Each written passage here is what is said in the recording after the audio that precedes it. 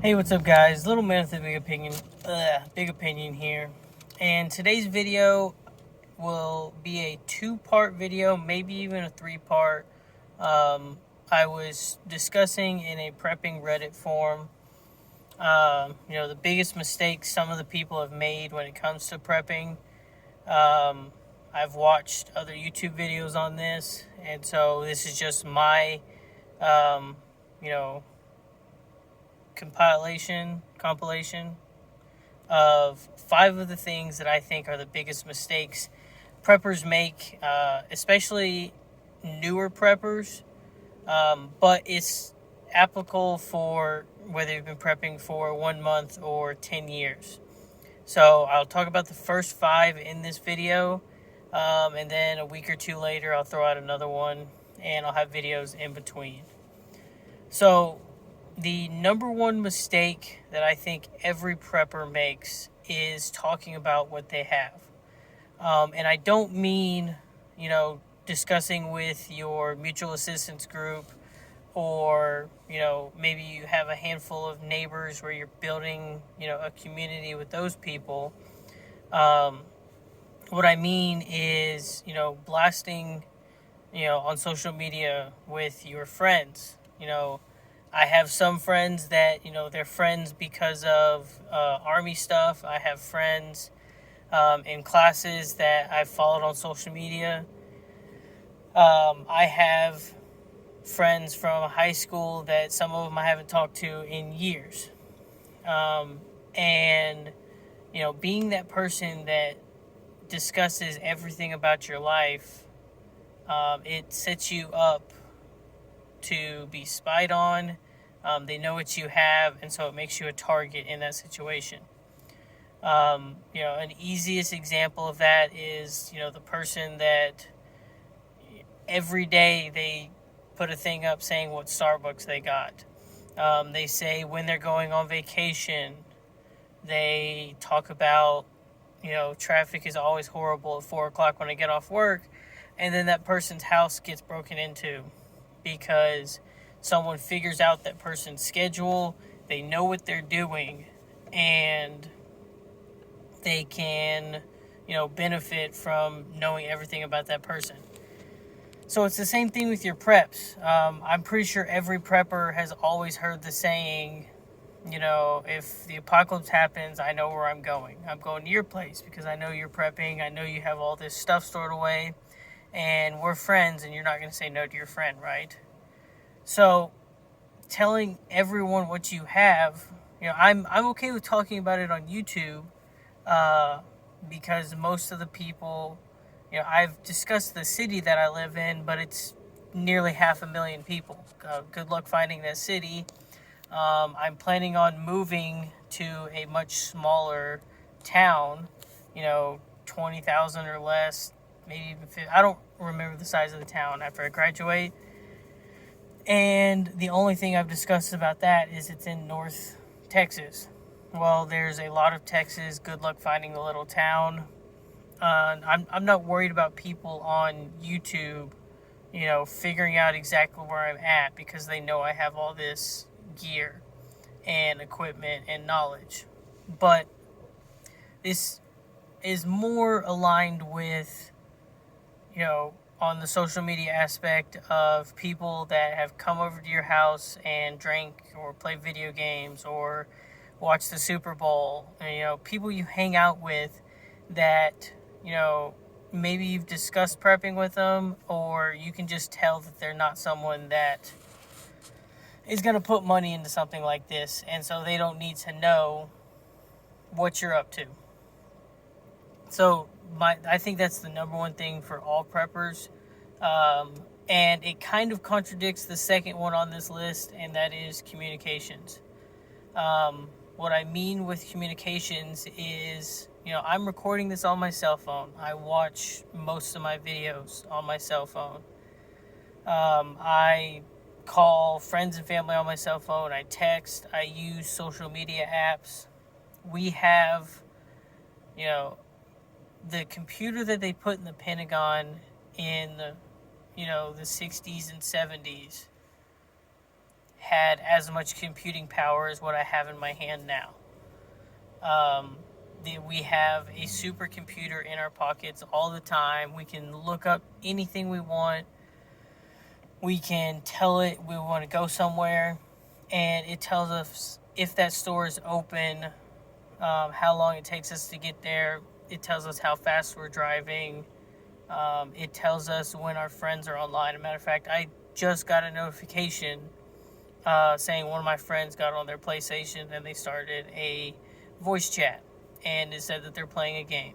If I wasn't going to work, then I would definitely hop on and play the game with them. I didn't have to call. I didn't have to turn on my system and wait for them to figure it out. Getting down a rabbit hole here, but we rely on our cell phones. We rely on the electricity that powers said cell phone and the internet towers to, feed the cell phone. Most people don't have walkie-talkies anymore. Most people aren't into using a ham radio or Morse code or, smoke signals and flags and stuff, like anything that you can think of that is older. It's become a hobby now. It's a very niche amount of people that use those kind of things.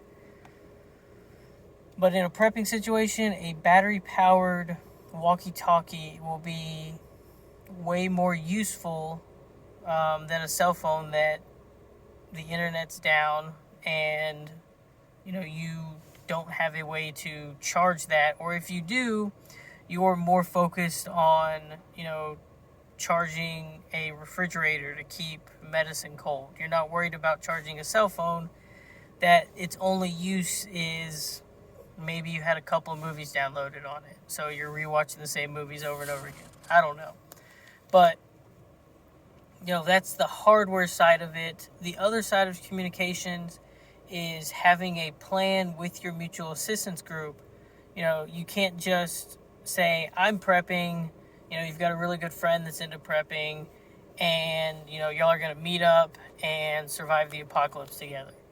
You need to sit down, say, here are our risk groups. If the power goes out, we're not meeting up because power goes out all the time. But if there is a hurricane, we've got 5 acres with a cabin on it. We'll meet there, bring our pets and our family, and we'll hang out in the cabin until the hurricane goes away, until the flooding goes away.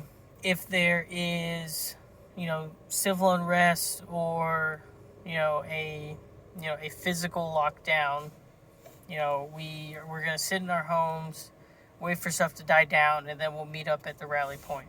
That kind of communication stuff.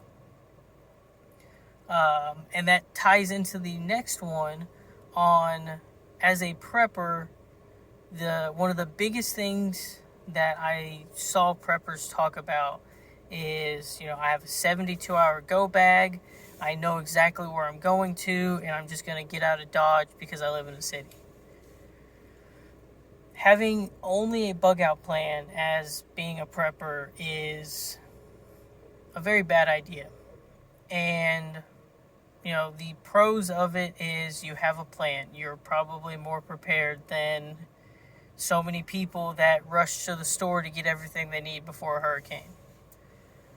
But, if it's you on foot, it's only what you can carry, at a hiking pace of 1 to 3 miles an hour.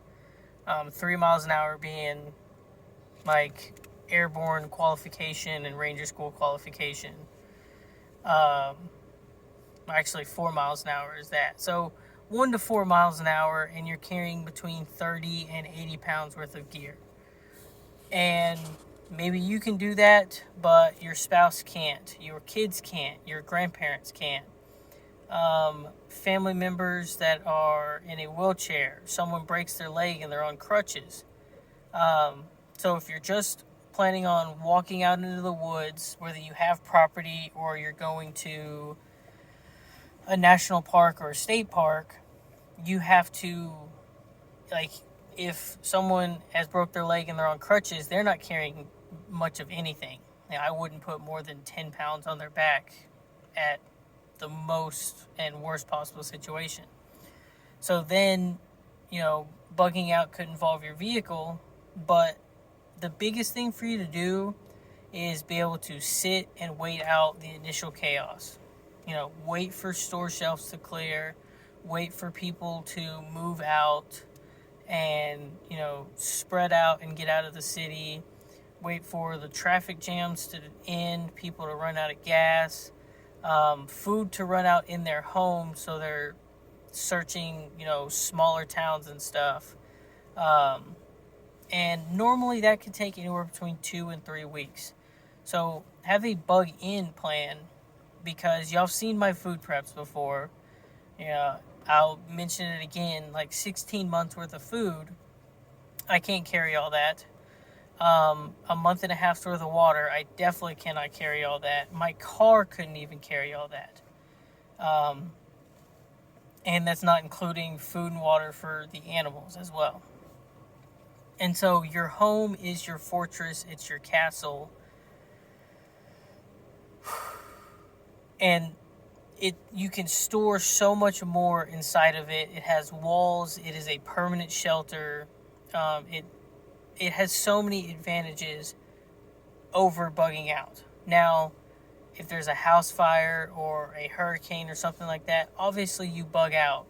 But a bug out plan should be, your absolute last resort, because even as a prepper, if you have all of the lightest weight, highest quality gear, it can only get you so far. And, as one other video that I watched, he calls you a glorified refugee, because you don't have a home and you are just walking to a place with better opportunities than where you left. So bugging out is a last resort. Don't make that your number one plan unless you are someone that you live in a town. And when I mean town, I'm talking 50 to 75,000 people max. And you have bought land miles away from town. My recommendation is no more than a 3-day hike out to this property, or, a half a day's drive. So I'm thinking 20 to 30 miles at the maximum distance. And then, going even further, making sure the car's ready to go, always having enough gas to get there and back. They say never let it go below half a tank. And that's the only time that I would say bugging out is superior, because you have a planned location that has a structure out there, you have supplies. Maybe that's a rally point for your mag. There's several little, shed to houses and Connex boxes, and you've got a little community out there. But if I had all of that set up, then I would live out there instead of in the city, and then just drive into the city for work and stuff. So that's number 3 on the list. Number 4 on the list is procrastinating. It took me probably 2 years of living in Corpus Christi in college before I finally bit the bullet, bought a hair straightener. Let me finish. Yeah, I'm not straightening these locks. I bought a hair straightener. I bought 10 5-gallon bags, or Mylar bags, 8 5-gallon buckets, and 350 pounds of rice, the Samsung size thing of oatmeal, pinto beans, sugar, salt, those things, and I filled up all the buckets. That's a lot of calories. That is, a big source of my food preps. I spent an afternoon after I bought the stuff. I also freeze my food to kill bugs and stuff and do an oxygen absorber. So it's, a double-edged sword. Freezing kills this stuff, so there's no point in an oxygen absorber. But the oxygen absorber just makes sure that if there's anything left, it doesn't have the oxygen to grow and ruin my food. And it felt really good knowing that, At a minimum of 25 years, I have a year and a half's worth of food sitting inside of, Mylar bags and buckets that cold, dry place, food's going to be fine. I can crack it open at any point. And I'm getting ready to do that again. So as a prepper, I've seen people say, put a little bit away here, put a little bit away there. Every once in a while, budget, um, going with your budget and everything, you just kind of need to make, a larger purchase, instead of spending $15 a month or $15 every time you go to the store. You got a little bit of money saved up, maybe go out and dump 200 into food, 400 into food. Instead of buying, the 20 and 50 round box of ammo, one time you splurge and get a 250 round box of ammo. Not right now because it's really expensive, but every once in a while, just taking a good chunk of resources and putting it away for that, rainy day. And then number 5 on this list, and the Doomsday Prepper TV show, while it did a good job of, making people think preppers are crazy, it also showed, a lot of people. It was, a primetime TV show, and I imagine it got a lot of people into it. I mean, between that and The Walking Dead, I was hooked on prepping. But one, aspect, one theme of each of these episodes is all of these people are hyper-focused on one prep or one doomsday disaster. And while it could be that that's part of the writing of the show, I never heard any of them mention this. But you have one person talking about a solar flare creating a natural EMP. One person's worried about Yellowstone erupting, and they only lived like 40 miles away from it. One person, an economic collapse, civil, they're all always hyper-focused on one doomsday event. And as a prepper, if you're prepared for a natural disaster, if you're following FEMA guidelines of 2 weeks worth of food and water, then nearly everything encompassing the prepping, mindset, you're covering a lot of things. If I'm really worried about hurricanes down here. We've been hit with one, definitely, and then the other one, we were kind of on the outskirts and just got rain since I've lived down here on the coast. And I have the food and water and, the different things that if I had to sit it out and I couldn't leave, then I could sit it out. But those same supplies also benefit me for a power outage.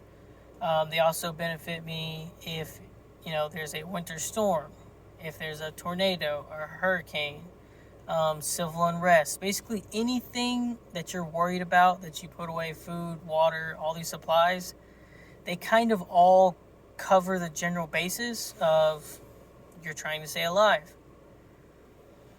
Time to get a drink. My lips are getting a little parched.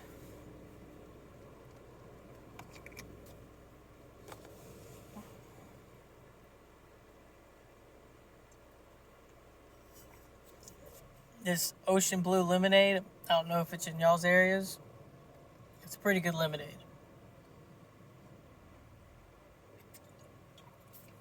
But all of these different things that you prep for, the general basic requirements, resources and skills are mostly the same.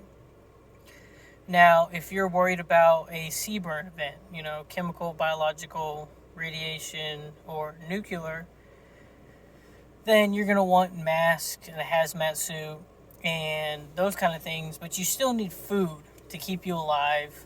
You still need water to keep you hydrated. If you're worried about civil unrest, then you're going to want, security. You're going to want firearms and stuff like that.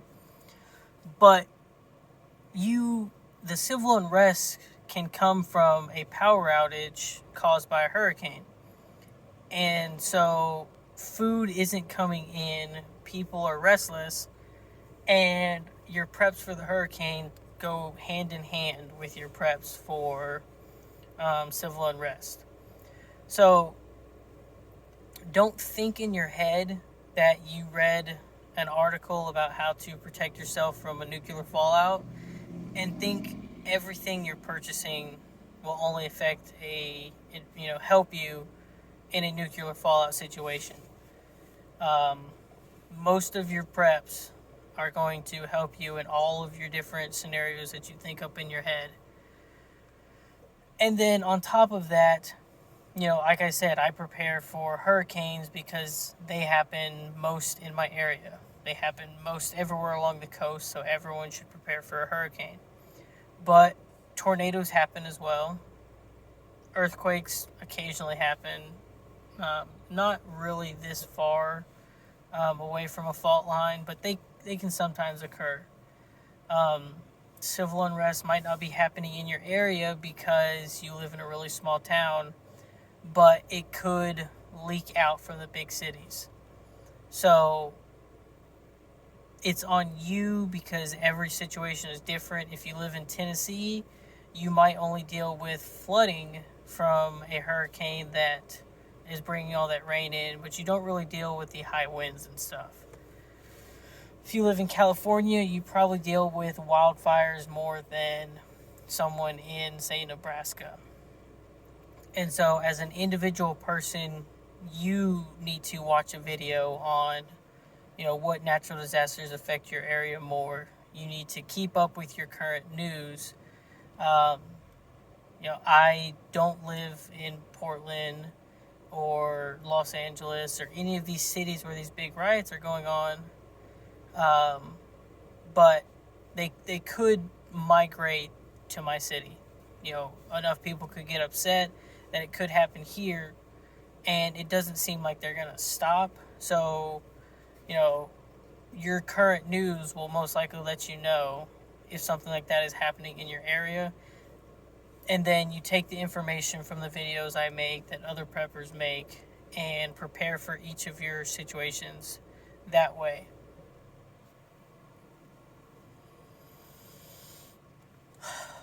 And that's all I got for you. So, comment down below different mistakes you've made as a prepper. I do have another 5, common mistakes video planned. But if enough of them are different, I might mix up my 5 with some of your suggestions, or there might be 2 or 3 or 4 videos in this, mini, series of a set of videos. So like, share, subscribe, comment, do all those things. Getting really close to 100 subscribers, so that's pretty cool. And I'll catch you in the next one. Peace.